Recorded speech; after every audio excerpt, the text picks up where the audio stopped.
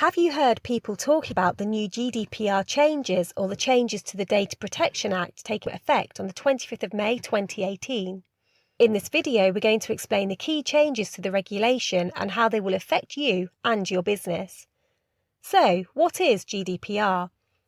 GDPR, or General Data Protection Regulation, is a regulation by which the European Parliament, the Council of the European Union, and the European Commission intend to strengthen and unify data protection for all individuals within the EU.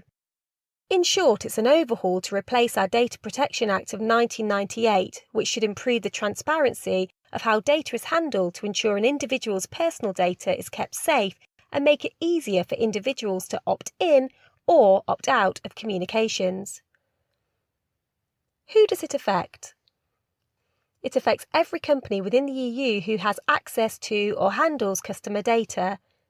And yes, this still applies even after Brexit. This means that everyone working within the business is responsible for ensuring that they and their company are complying with the new regulation. For example, writing down personal information on a notepad and leaving it on a colleague's desk could be considered a breach of GDPR because the note could be read by anyone. Or printing out a work card for a service department with more personal information on it than is required also could be a breach, especially if the work card is thrown into a general rubbish bin rather than securely shredded after use. Why does it matter? GDPR regulations are managed in the UK by the ICO, Information Commissioner's Office. The ICO will impose heavy fines on any company failing to meet the new data regulation.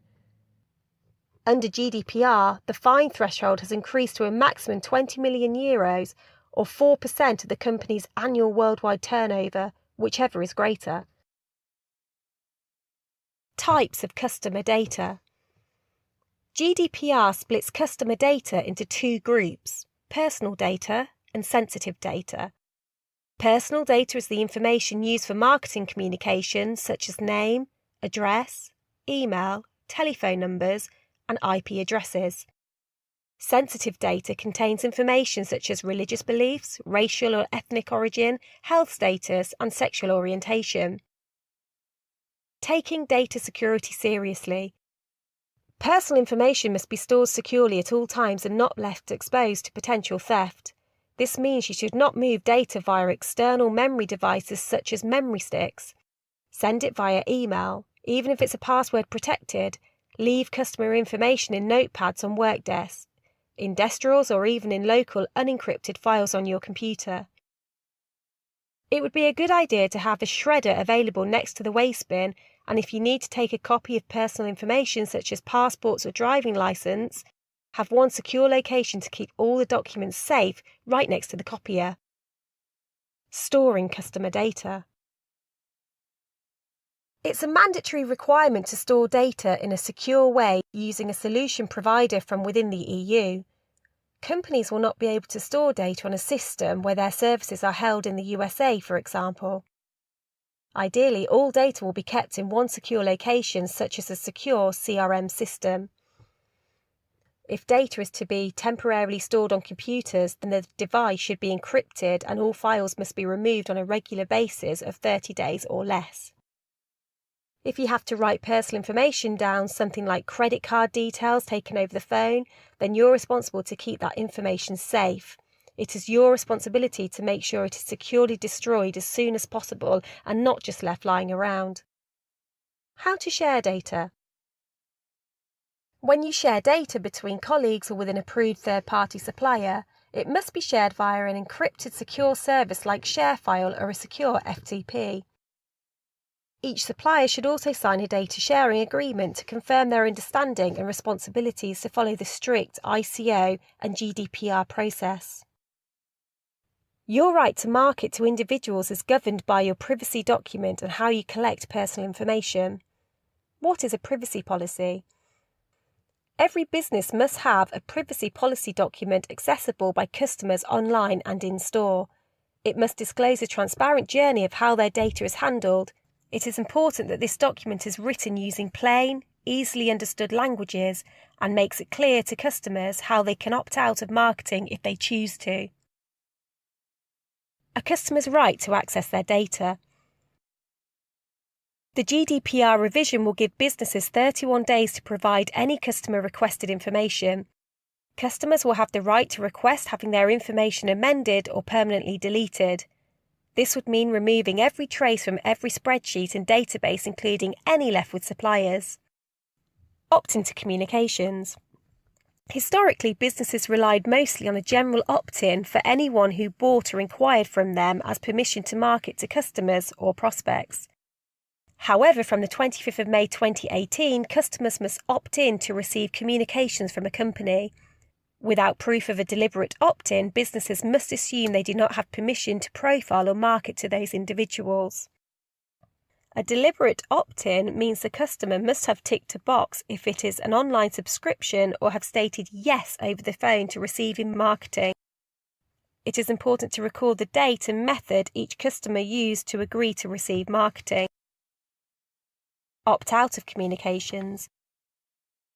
It should also be easy to opt out of receiving marketing as it was to opt in. Typically, this means including an opt-out link in email marketing or on the website and clear instructions within the privacy document, including what company address or email to use to request the opt-out. It is crucial that any request is reflected within every CRM or marketing system to stop any further communications being sent. Data auditing. When data is used for marketing, a record should be kept to show all data extract criteria, dates, users, etc. for customer communications and campaigns. Third-party marketing fulfillment. If your business relies on third-party companies to fulfill marketing communications on your behalf, then you must have a data sharing agreement in place to ensure that the correct procedures have been acknowledged and will be honoured whilst handling the customer data. Internal audits. Although it isn't mandatory, it is advised that staff training and regular audits take place within the organisation to ensure that all members of staff are acting in a compliant manner. The audit should fall within the responsibility of the Data Protection Officer, also known as the DPO. So what is a Data Protection Officer? A Data Protection Officer, or DPO, is an appointed individual within the business who has the authority to oversee the process and to ensure compliance. They are the first point of contact for the ICO in the event of a data or security breach. Data breaches. In the event of a data or security breach, the company is responsible for notifying the ICO, who record the event, and if investigations are necessary, the company may incur financial penalties if they have not complied with GDPR. A data breach means if the data has been misused, and a security breach means the data shared is in jeopardy of theft. Benefits. It's true that there is a lot to do for GDPR, but there are great benefits too. Research has shown that a customer's perception of a business improves when they see a business taking customer data seriously and marketing responsibly.